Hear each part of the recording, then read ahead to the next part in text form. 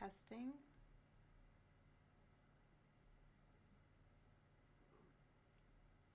All right. Looks like I am live. We'll see if anybody comes in here. We're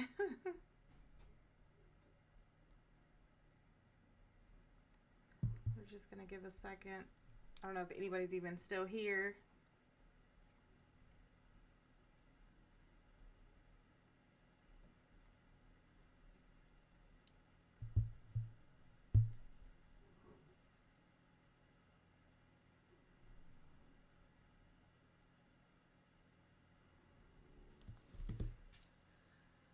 We'll just give a minute because I don't know if anybody is in here.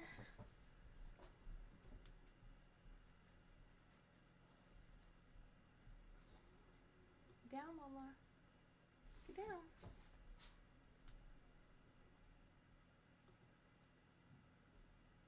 All right. Oh, it looks like some people are here. Hello. Can you guys say hi in the chat just so I can, like, make sure you can hear me and all that good stuff? Just want to make sure you can hear me okay. I figured I'd go live for just a little bit. I'm going to start doing this more often. But I figured now that I'm waiting for my husband to get home from the range, it's probably not a bad time. So I just want to make sure you guys can hear me okay, if you don't mind.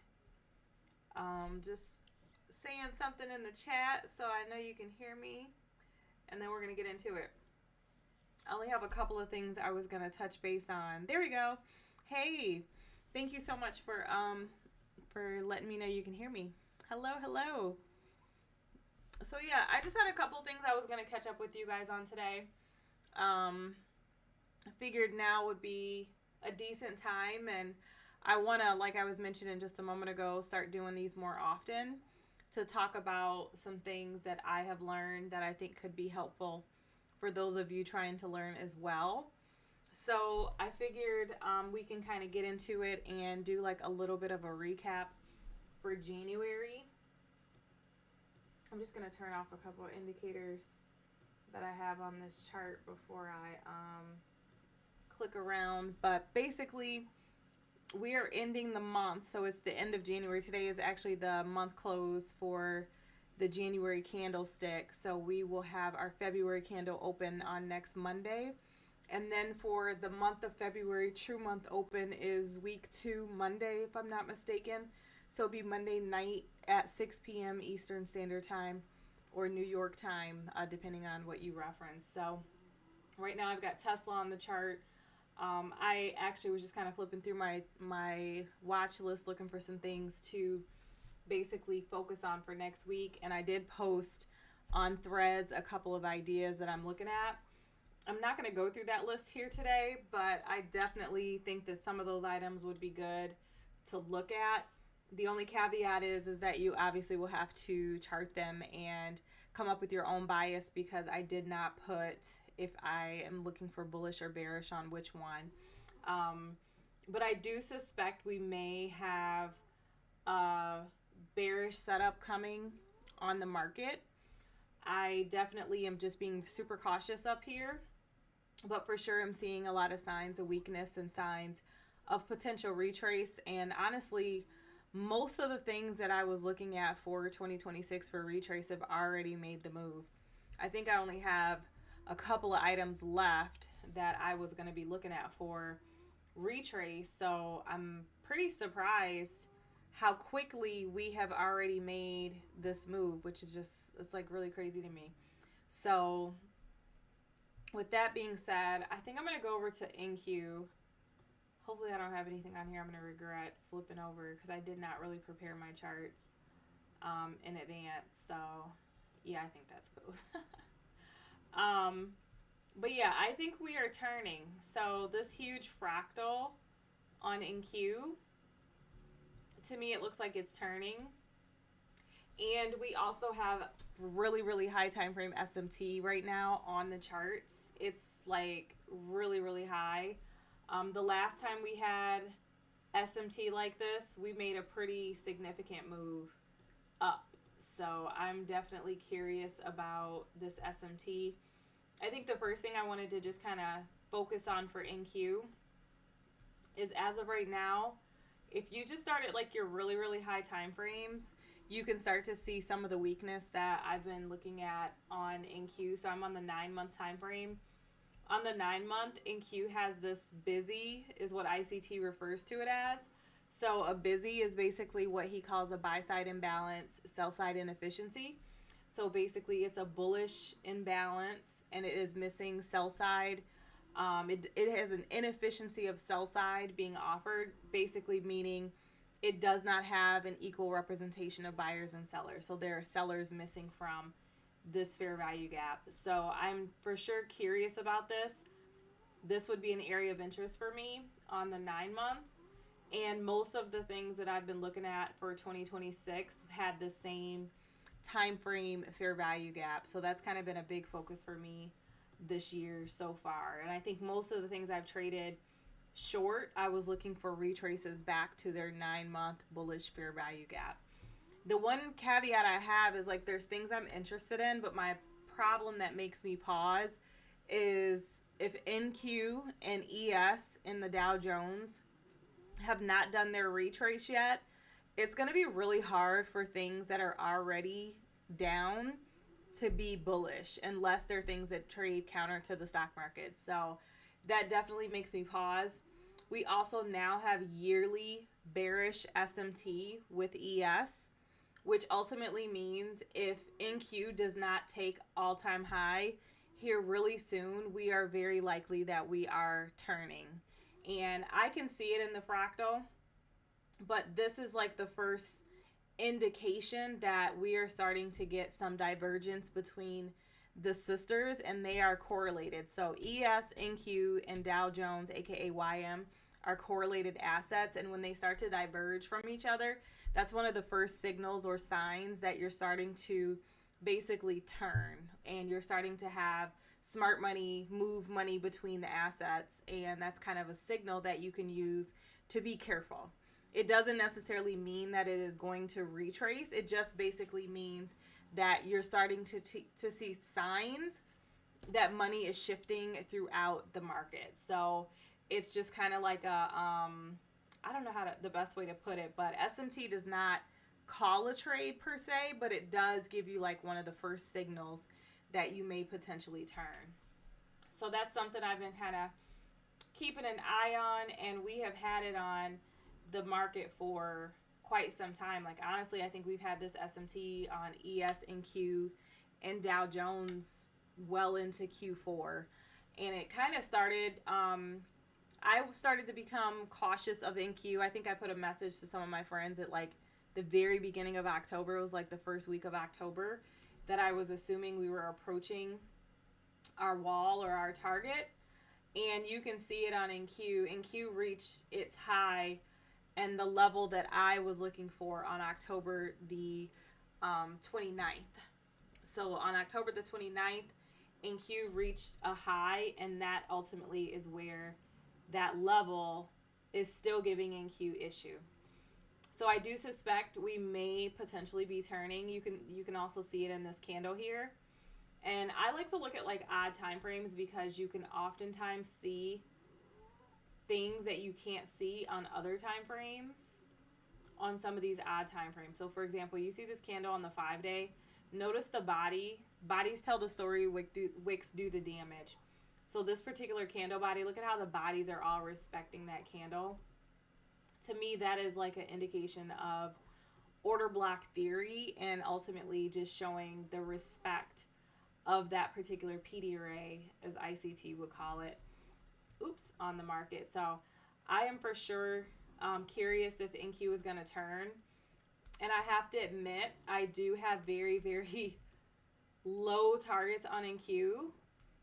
I think that NQ has the potential to pull back significantly. And if you put a Fibonacci on the NASDAQ, if we draw the fibs from the high, a 50% retrace on NQ would take you to about 21,917. That would be definitely a significant retrace. So I think for a lot of people that could be really scary if that does happen, but at the same time, you know, that's kind of what we do. So it's very healthy and natural for price to retrace.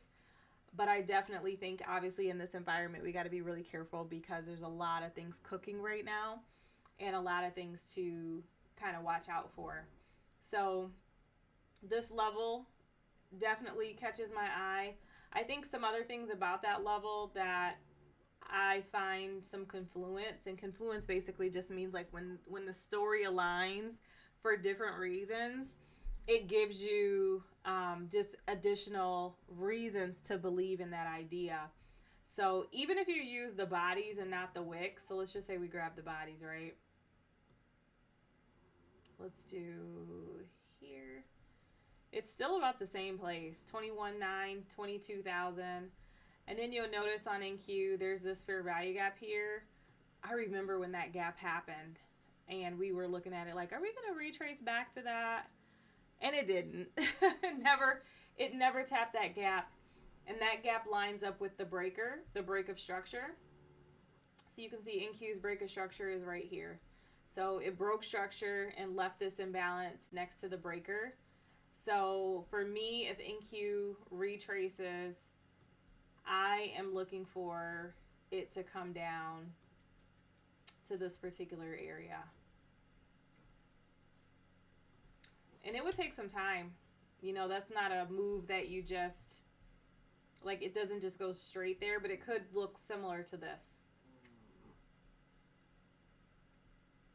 Okay, you see these retraces. I'm just kind of going back. This is 2023. And then I believe this was COVID here. So I wouldn't be surprised if we get something like this. I'm not going to lie to you. So one thing that I think is also helpful, I know ICT would probably kick my butt if he heard me say this, but it is helpful to throw a trend line on there and just kind of keep an eye on, you know, how price moves here. But if we do get a setup here, I would definitely be keeping an eye on how price moves down if we do get a retrace. It for sure could go higher. So obviously you got to wait for confirmation. But that is my current idea on NQ. And if we just keep going back up in time frame, on your monthly, you've got two monthly fair value gaps right there, and you can still see your breaker. You've got low, high, lower, low, higher, high. So that's your break of structure. If we go back to the 3 month, you can see there's a 3 month fair value gap, which would make sense. Price pull down to the busy, tap the order block when it gets there, and then give a setup to the upside. So that's kind of what I'm looking for. That's what I hope happens. We'll see though. 9 month and 12 month do look really good. So like I was mentioning earlier, you got that 9 month busy right here. And then your 12 month. Look at the candles though. Like look at these candles on 9 month. Like this does look pretty. But I obviously don't want to get too comfortable because like you never know. We could go deep. Like it could come and try to get this balanced price range down here. That'd be crazy, but it definitely could happen. So we just want to keep our head on a swivel. That's kind of what my mind right now is thinking about. And obviously this is all just conversation, educational purposes only. This is not trading advice. You guys definitely have to do your own research and, you know, chart this stuff for yourself to find what your ideas are. But this is what I'm definitely looking at. And this is a nice setup. Like it was really, really beautiful. And then too, sometimes I like to just, for kicks and giggles, measure the measured move. I feel like we're close. I probably should have used the left side of the curve. Hold on. I typically try to do the measure move on the left side because the right side doesn't always measure. It won't always give that measurement. But if you measure from the high of the breaker, we've pretty much got there. Like, look at, that's pretty perfect. Look at that. Bam. That's pretty freaking perfect. Wow. So yeah, that is my current idea. And this candle here, like that weekly candle close, that does not look good at all. It for sure looks like respect. Like price is showing respect to these PD arrays up here. And on the day chart, it's freaking perfect. So I for sure am like really curious. I will admit I do have a very long term put. I only have one right now, but it is super long term. And I bought close to the money because in the event that price does go higher, I do want to not really have a lot of issue with that position. And I have a lot of time. I have the maximum amount of time you can have. I'm like, I'll ride it out. And I'm pretty comfortable at this point in my trading career where, you know, even if I had to ride it out, I feel like I could manage the position pretty well, so I'm not too worried about it. But yeah, so I got a lot of reasons, especially using Goldbach, to think that we're going to turn. And then these levels using Goldbach as well are targets. Like these are like targets that they created at the right time, in the right place, that they left behind, that look very, very juicy. So we could honestly, I'm not gonna lie, y'all, we make this move, it could be super scary. This mug could come all the way down here to this breaker. Look at that. Look at this breaker structure. So you have your, this is when we had all that tariff stuff. And then down here, he said it's time to buy. You guys remember that? And then from there, we just left. And then I remember this move. I remember this gap up. We literally, I've thought that weekend, I was like, we're going to gap up. Using some stuff from Goldbach I had learned. And we did, it was crazy. They gapped right over that breaker and then retested. So yeah, this is going to be super, super interesting. Long story short, for sure something to keep an eye on, but I do suspect that 2026 we may see this fractal continue to turn. And if you guys aren't familiar with the term fractal, I definitely highly recommend looking it up to understand what that terminology means and how to read a fractal. But if we just draw it, let's just draw this fractal. You can see it. So it's right there. It's beautiful. It's super beautiful. So this is your fractal. It's like a moon, like a half moon. Okay? So definitely something to keep an eye on. I think, the thing is too, one thing I was mentioning to someone who does not trade but invest, they invest but they don't day trade and they haven't done a lot of studying, is the chart does always set up before the move. And typically what I've observed is that when the chart sets up, you just have to wait for a catalyst. If you wait long enough, they're going to deliver something from a news perspective to get price to those targets. So at the end of the day, I personally have been waiting on this trade for some time, and using what I've learned from Goldbach, it's still playing out the way that I envisioned it. I don't know if any of you guys are familiar with Goldbach. I haven't really talked much about it publicly, but even using Goldbach and the ranges, NQ was on what they call a bull algo 1, and it completed the left side of the curve here. And it just rejected here. And using Goldbach, the target would be here, using the paths. This would be a bull algo 1. Bull algo 1 goes straight up the curve and then does a deep retrace down to the 29 partition, which is the discount breaker. And that lines right up with this discount breaker right here. So it's kind of neat just to see how everything is played out. Basically, the next step using this particular range would be for price to create a fair value gap and this partition, pull down, and you'd want to see it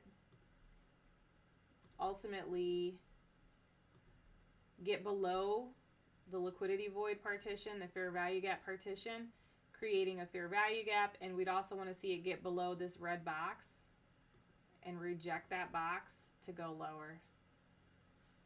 And then come here. And then from there, we just got to see what happens.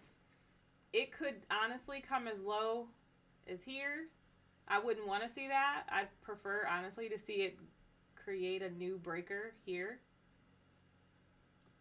to go back up. So that's using Goldbach ranges, and that's the 65, 61 dealing range.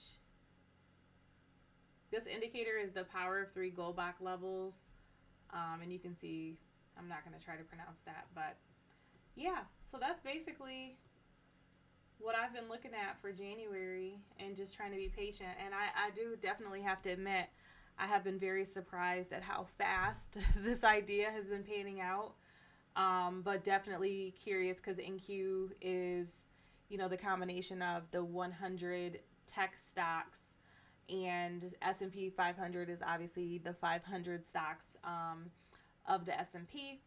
So a little bit bigger, but as they go, so goes the market. So we definitely want to keep an eye on these sisters here as well. So I definitely hope this is helpful. I have a lot of topics though that I want to talk about for sure. Things like non-farm payroll, trading news, chasing news, chasing when everybody is talking about certain things in the market, tickers. For example, everybody has been talking about gold and silver lately, and it's been just one of those huge conversations that has continued to percolate on social media. It's got everybody interested and everybody wanting to trade it. But at the same time, you know, there's just, I think, things to be careful with when it comes to tickers and things like that. So I for sure just have so many things I'd love to share with you guys that I think could be helpful.